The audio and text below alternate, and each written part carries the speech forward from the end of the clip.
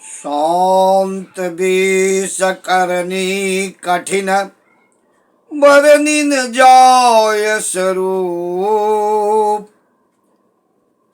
धरि मुनि तन जन वीर रसू, आए जहाँ सब भूप। देखत भृगुपति वेश कराला, उठे सकल सब विकल भुआला।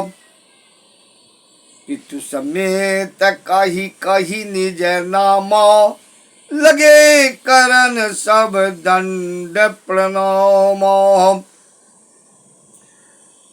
बहुरी बिलो की विदेह सनम, पूछ कहि कहयति भीर। धरी बहुरी बिलो की विदेह सनम, कहि कहयति भीर। पूछत जानी अजानी जिमी, व्यापऊ को शरीर। प्रेम से बोली श्री परशुराम जी महाराज की जय। यह प्रसंग बाबा तुलसीदास द्वारा रचित बालकांड में जनकपुर में धनुष यज्ञ का प्रसंग है। इधर भगवान राम लक्ष्मण धनुष यज्ञ में है, धनुष भंग हुआ है। महेंद्र पर्वत पर बाबा परशुराम जी तपस्या कर रहे थे। धनुष का जो आवाज हुआ पूरी दसों दिशा को कंपित कर दिया। इस धनुष टूटने की आवाज सुनकर के बाबा परशुराम चकित हो गए, अचंभित हो गए, उनको ज्ञान हो गया। बाबा परशुराम नारायण के 17वें अवतार थे। कठोरा अवतार, परशुरामा अवतार, वो कठोर थे। और भगवान राम नारायण के 18वें अवतार, मर्यादा अवतार हैं। भगवान का अवतार हो गया है। अब इस अवतार को जानने के लिए बाबा परशुराम परीक्षा करने आए थे।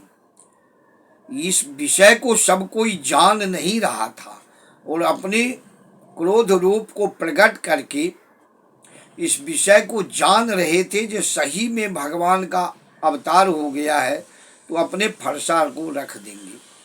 तो कहते हैं गोस्वामी जी, शांत वेश करनी कठिन, बरनि न जाय स्वरूप। बाबा परशुराम का जो वेशभूषा है शांत है, लेकिन उनके अंदर तेज है। करनी कठिन, कर्म जो है बड़ा कठोर कर्म है। लोग कहते हैं परशुराम जी क्रोधी थे। आतताइयों के लिए वो क्रोधी थे, सबके लिए क्रोधी नहीं थे। आतताई जो क्षत्रिय अत्याचार कर रहे थे उनको इन्होंने 21 बार संहार किया और संपदा, पृथ्वी संपत्ति, भू संपत्ति ब्राह्मणों के हाथ में दिया था। क्षत्रिय द्रोही नहीं थे बाबा परशुराम। तो कहते हैं शांत वेश करनी कठिन, वर्णि न जाय स्वरूप। गोस्वामी जी कहते हैं जी स्वरूप को वर्णन करना कठिन है। धारी मुनि तनु जनु वीर रसु, वीर रस क्रोधी थे। आयऊ जह सब भूप, धनुष यज्ञ में जो राजा महाराजा आए हुए थे वहाँ सब इकट्ठा हुए थे। वहाँ परशुराम जी पहुँचते हैं तो गोस्वामी जी कहते हैं, देखत भृगुपति वेश कराला, उठे सकल सब विकल भुआला। जितने राजा महाराजा आए थे परशुराम जी को देखते ही सब उठ के खड़े हो गए। कही पितु समेत कही कही निज नामा, अपने अपने पिता समेत नाम कहे आ लगे करन सब दंड प्रणाम। जितने राजा महाराजा आए थे सब परशुराम जी को दंड प्रणाम करने लगे। जनक जी तो व्याकुल हो गए, पूरे जनकपुर में तो व्याकुलता छा गई, ये क्या से क्या हो गया। अब तो सब डर से थर थर कांपने लगे। केवल उस सभा में राम लक्ष्मण भयभीत नहीं थे। राम लक्ष्मण को कोई भय नहीं था। भगवान राम तो स्वयं नारायण अवतार के रूप में थे। सारे विषय को भगवान जान रहे थे और परशुराम जी भी जान रहे थे। और ये राजा महाराजा जो थे वो डर के मारे सबकी हालत खराब हो गई थी। इस अवस्था में पहुंच गए थे, सबको लगता था जो पता नहीं हम लोगों की भी ना हत्या हो जाए, परशुराम जी सबको न कहीं फरसा से काट डालें।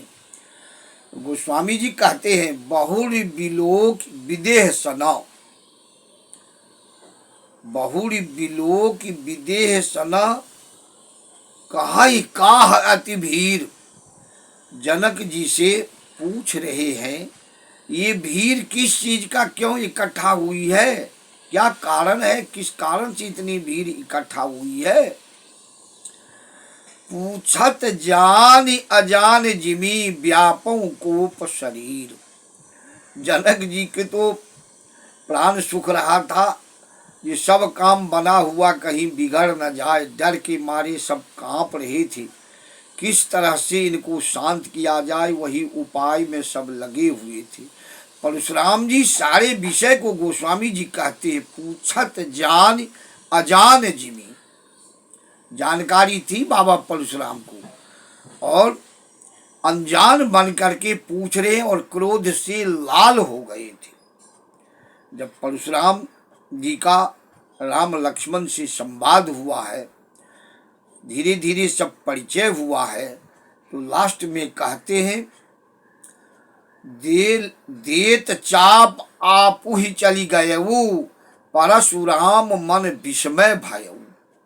जब परीक्षा कर रहे थे बाबा परशुराम, जानकारी तो हो गई है जो भगवान का अवतार हो गया है, अब मैं अपने फरसा को रख दूं। वो परीक्षा कर रहे हैं तो परीक्षा में देत चाप आपू ही चली गए। वो परशुराम जी जो अपना धनुष खींचने के लिए दिए वो अपने आप भगवान के हाथ में चला गया।